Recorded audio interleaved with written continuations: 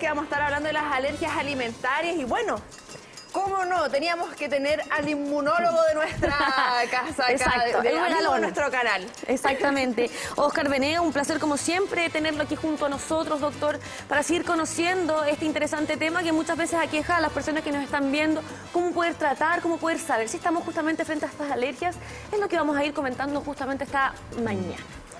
Buenos días, estimada amiga, y buenos días a la teleaudiencia. Bueno, en realidad, desde el año pasado que no nos veíamos. Sí, pues ahí nos tuvimos que dar el abrazo, no habíamos olvidado que no nos veíamos del año pasado. Así que también, digamos, un saludo y un abrazo a toda la teleaudiencia, digamos, para este año, lo mejor que podían ellos desear, que podemos desear. Sí, doctor, ¿podríamos ir reconociendo cuáles son las principales características que marcan lo que es una alergia alimentaria?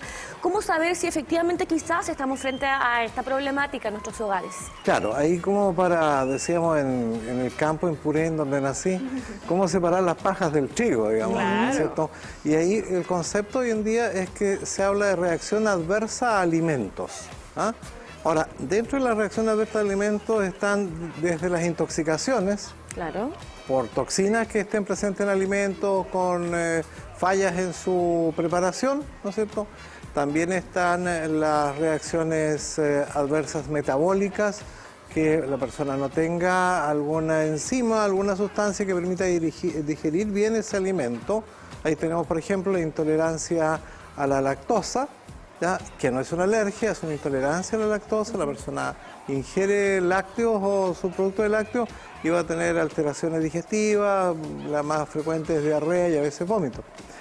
Para separarlo de las transgresiones alimentarias, ese es otro cuento, ¿no es cierto?, en la cual hacemos revoltijos, como decimos acá en el sur, de alimentos, y eso genera obviamente una alteración en el proceso de digestión y se va a manifestar por malestar general y vómito.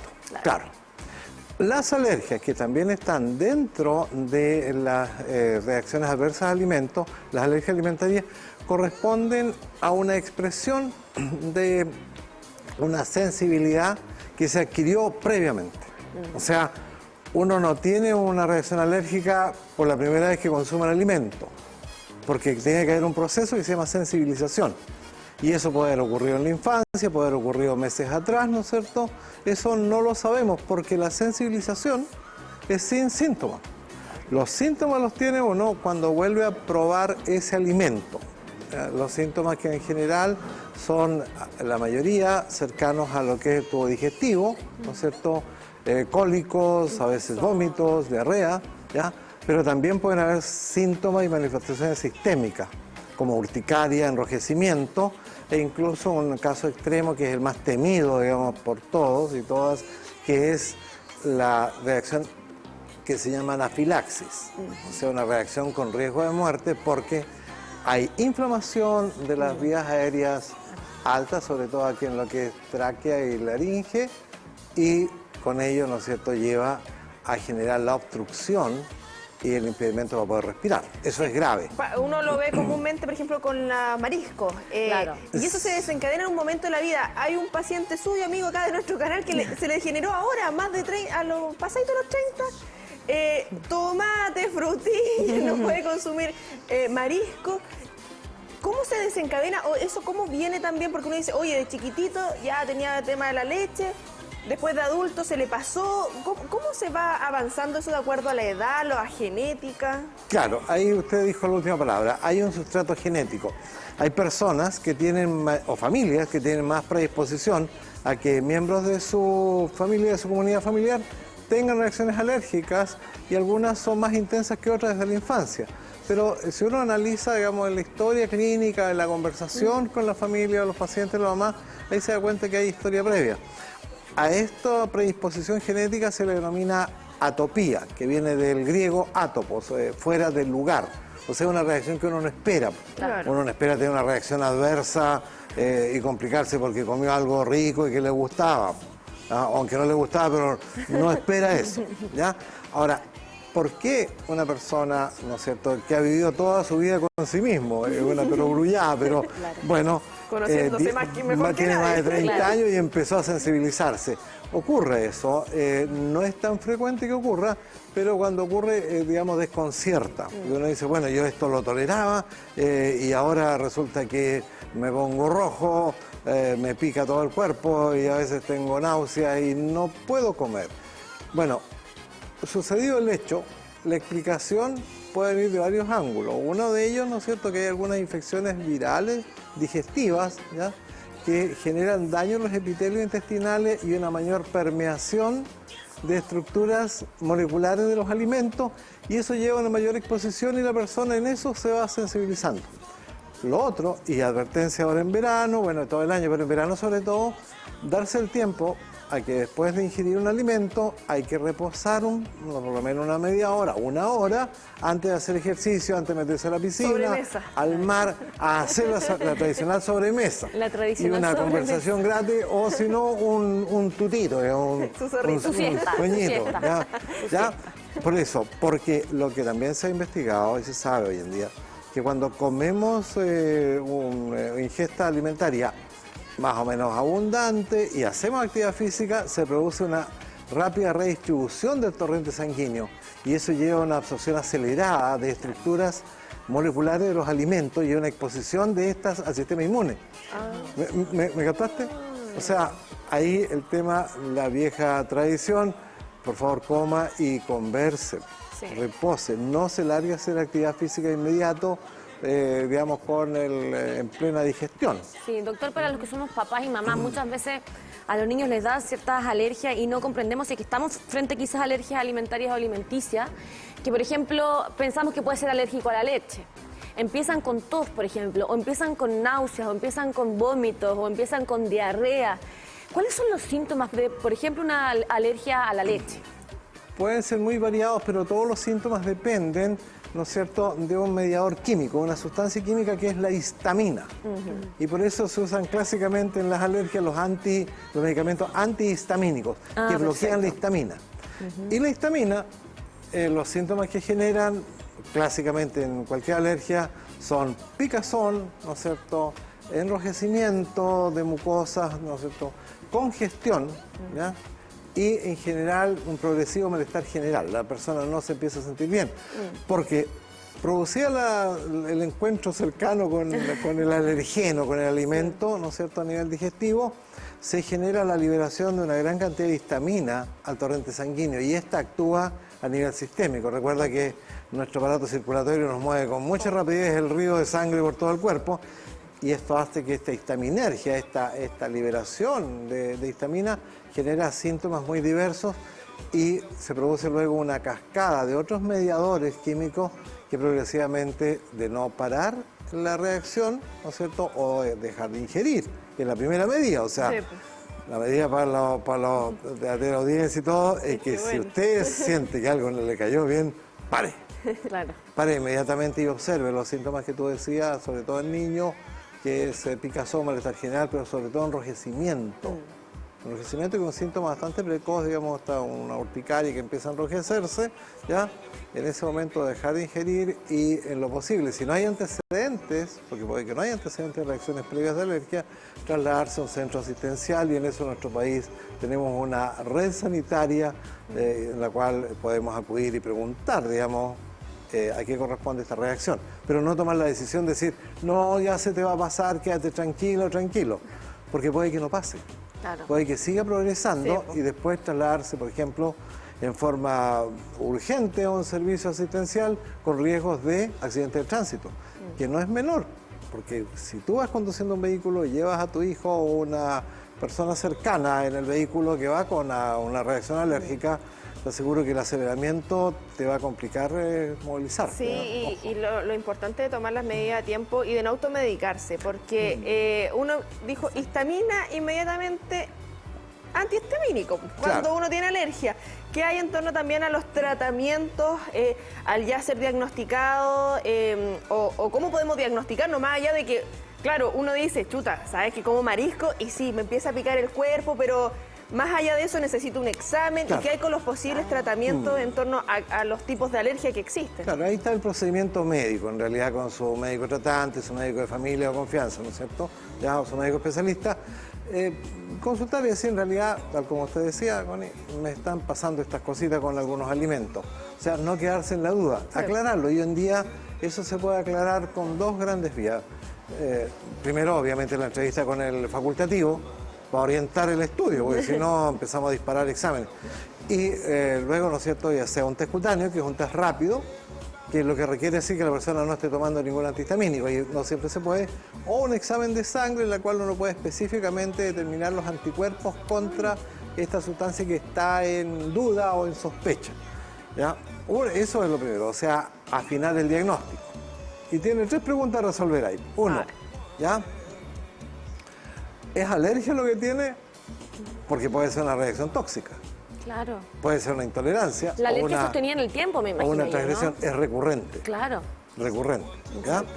2, los síntomas que la persona tiene son atribuibles a lo que dice, porque somos animales interpretativos, perdonen los animales. ¿Ya? Como decía Nietzsche, ¿no es cierto? No hay hechos, hay interpretaciones. Sí, ¿ya? Y tercero, objetivar, ¿ah?, cuál es el gatillador. Objetivado el gatillador alérgico, ahí lo que corresponde es algo que es barato en medicina, en general en la salud, que es prevenir o evite consumir.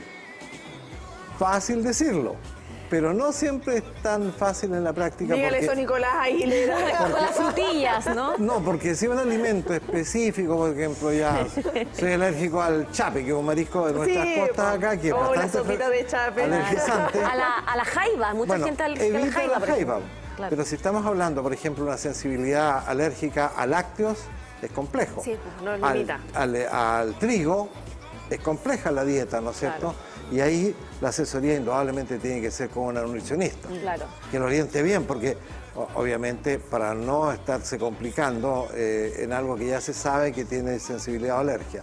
Claro. Y en tercera etapa, ¿no es cierto?, está lo que se denomina, ¿no es cierto?, los tratamientos antihistamínicos, dentro de los cuales también se debe incluir el tratamiento de rescate, si es que ha tenido anafilaxis. La anafilaxis el ahogo con riesgo de muerte. Ahí el tema es la indicación perentoria del uso de adrenalina, pero ya es de resorte médico. Doctor, ¿y qué pasa si es que estamos lejos de un centro asistencial, por ejemplo, y nos da un problema como este?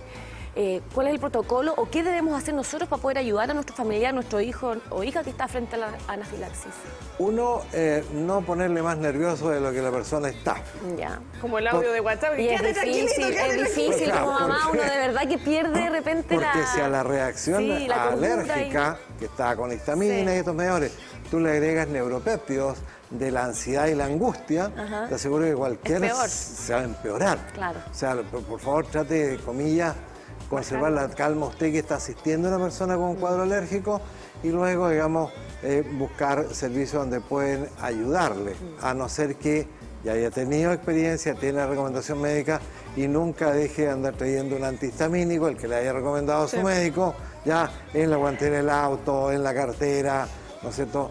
Porque lo que se ha visto también, el uso de un antihistamínico precoz, ¿no es cierto?, una reacción mitiga bastante las consecuencias, no las elimina, pero las mitiga. Si sé que voy a consumir marisco porque vamos a un almuerzo familiar y antes de salir al almuerzo familiar me tomo un antihistamínico. No es buen claro. Ahí la indicación es no consuma marisco. Claro. O sea, porque... Claro, es que algunos lo hacen. Sí, po. Claro, porque habitualmente los mariscos se preparan, por lo menos cuando uno va a nuestros ricos restaurantes de la zona, hay unos fondos donde preparan todo, entonces todo está revuelto. Sí, pues claro. Entonces que digan, no, que yo tengo alergia al salmón, por ejemplo. Júrame que no tiene residuo de salmón, o sea, ahí más vale evitar. Con esas sensibilidades que, bueno, hemos conocido historia y vamos a tener más adelante también personas que son demasiado sensibles, o sea que no se pueden cruzar los alimentos. ¿Qué pasa también ahí con esos tipos de exámenes para saber, o hay el momento de cuando vamos a la consulta y nos realizan el examen, nos determina si somos extremadamente sensibles o no? Porque, claro, hemos conocido casos acá, emprendimientos que han surgido por esto, porque tenía que tener ollas separadas, todo separado, al nivel de sensibilidad extrema, que uno dice, oh, claro, yo tomo un poquito de leche, ya una hinchazón, pasa. Esa intolerancia. Claro, pero ¿qué pasa con los otros tipos ya mayores sensibilidades?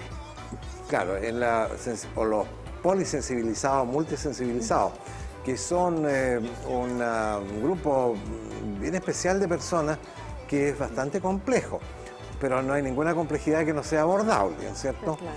Ahí el tema central es el trabajo, digamos, con nutricionista, con el objeto de, digamos, una buena asesoría, finalmente, de cómo va a ser la preparación de esos alimentos, ¿ya?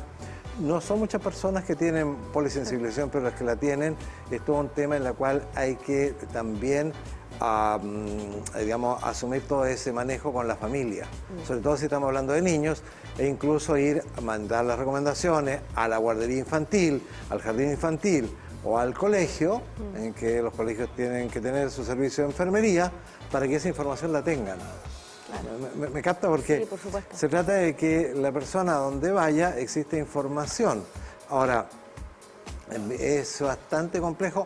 El abordaje principal en lo que es alergias a múltiples alimentos, ¿no es cierto?, es acotar a qué principios activos de los alimentos tiene reactividad. Puesto que, un ejemplo que no es tan infrecuente, hay personas que son alérgicas al látex, a las gomas, a los guantes, ¿no es cierto?, sí, o a juguetes que tienen gomas de los niños.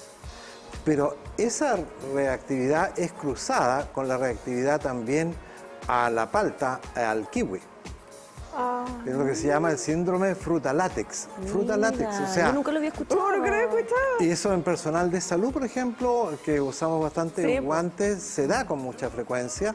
Y ahí la advertencia es que tenga cuidado, digamos, con mucha mesura, si consume palta, si consume kiwi. A modo de ejemplo, claro, de reacciones cruzadas que saltan de lo alimentario, en este caso al uso de un dispositivo con látex. Claro. Doctor, ¿qué pasa si es que, claro, es sostenido en el tiempo, por ejemplo, esta alergia que tenemos a los mariscos, ¿verdad?, a alguna fruta, etcétera, y no hacemos nada al respecto? No vamos al médico, improvisamos, como bien dice la Cori, nos tomamos antes, ¿cierto?, quizás un remedio, y finalmente no le tomamos el peso a esta alergia que tenemos. ¿Qué podría ocurrirnos a la larga con nuestro organismo? Un riesgo. El riesgo es que en el tiempo estas reacciones cada vez sean más intensas, ¿ya? Al punto de que el riesgo mayor es la anafilaxia, asfixia y muerte. O sea, perdón por mencionar la palabra, pero claro, en realidad, digamos, hay que tomarla en serio, sobre todo cuando han sido reacciones que ya es segunda, tercera vez, ¿no es cierto?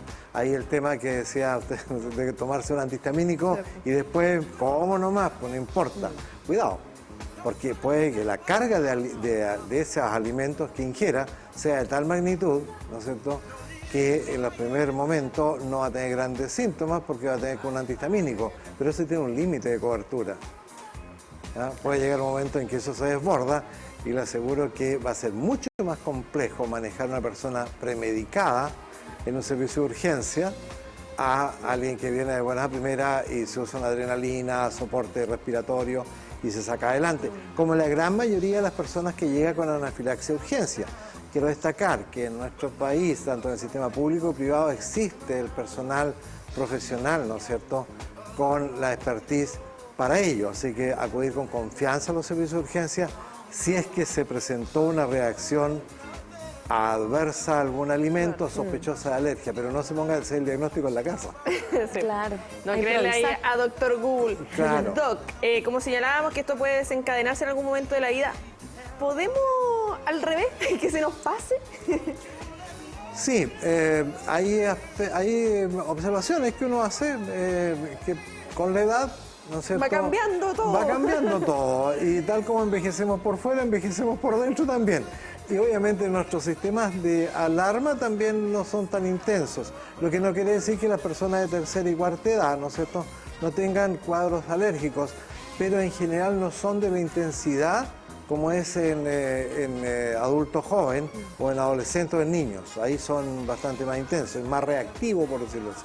O sea, ahora a personas de tercera edad que tengan alergias alimentarias, a no ser que la hayan tenido durante toda su vida, pero que presenten ya en la tercera o cuarta edad, es raro que debuten ahí. Claro.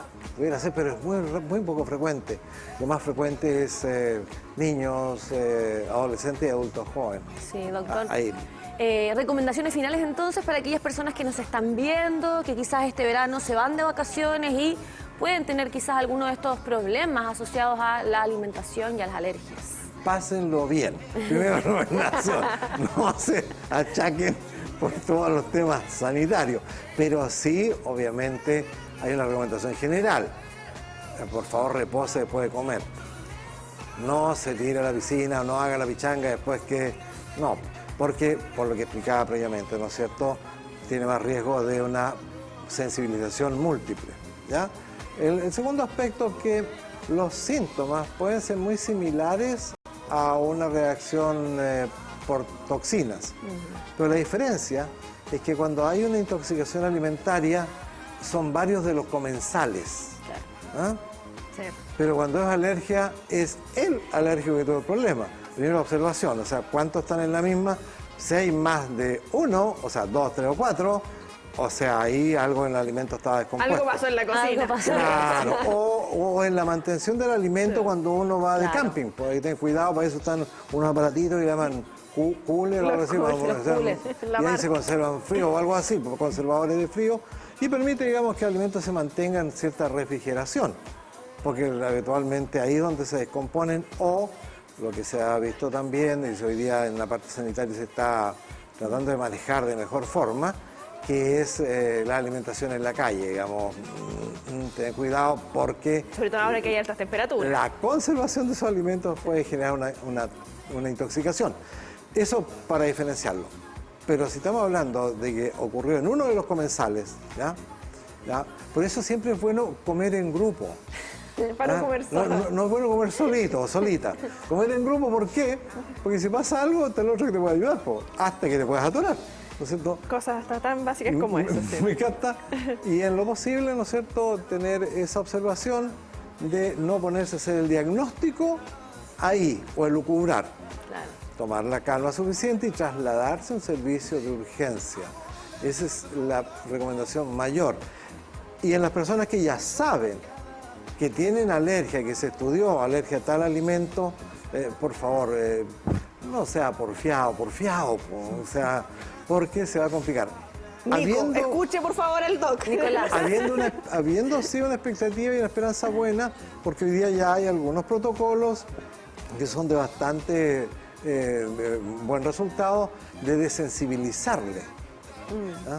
Ya se están desarrollando protocolos para que la persona que es alérgica a algún alimento, ¿no es cierto?, le podamos bajar la sensibilidad con una inmunoterapia que habitualmente es vía sublingual, en pequeñas cantidades progresivamente, pero corresponde a un protocolo, digamos, que se puede hacer, ¿ya? Pero no en todos los alimentos y no a todas las personas. Porque si la persona tiene una sensibilidad a muchos alimentos, entenderá que Sí, hay que tomar otras medidas. Así que, desde el punto de vista del lindo verano al fin, digamos, porque tuvimos una primavera, digámoslo claro, del carajo. Pero obviamente el salir, digamos, los alimentos son parte importante, fundamental de la vida, y los alimentos no son nuestros enemigos, son nuestras fuentes de energía. Entonces, almorzar al aire libre, acompañado, aprovechar. Y doc, le tenemos invitación a usted. ¿Qué tiene que hacer el miércoles a las 18 horas? Miércoles 18 ¿Está disponible? horas. Absolutamente. Le tenemos invitación entonces para este miércoles a las 18 horas y a todas y a todos quienes nos están viendo, porque se viene un estreno en el Teatro de la Universidad de Concepción. Bien. Así es, en Concepción, y justamente desde el Teatro UDEC, el documental Atacama Jadal, que narra el hito en que los académicos de la Universidad de Concepción e integrantes del Instituto Milenio de Oceanografía Osvaldo Ulloa y Rubén Escribano se transformaron en los primeros chilenos en descender a la fosa de Atacama, llegando a los 8.000 metros de profundidad. Explora, descubre y emociónate con este trabajo científico que será exhibido por primera vez en Concepción y en el Teatro de la Universidad de Concepción. Todas y todos invitados con entrada liberada. Así es, la oportunidad entonces de poder disfrutar, ¿cierto?, de este encuentro magnífico hacia el océano es lo que vamos a vivir el miércoles y queremos obviamente dejarte la invitación. Hay que visitar, hay que conocer y sobre todo, digamos, hay que compartir y eso es lo que hace nuestra Casa de Estudio de la Universidad de Concepción. Y eso la comunidad lo tiene que no solamente considerar, sino que obviamente es parte de ir formando nuestra cultura en cuanto a lo que somos realmente. Agradecemos, Doc, como siempre, que nos acompañe acá por las pantallas de TVU. Okay. Que esté muy bien. Un placer tenerlo acá, doctor, y nos vemos en una nueva oportunidad también.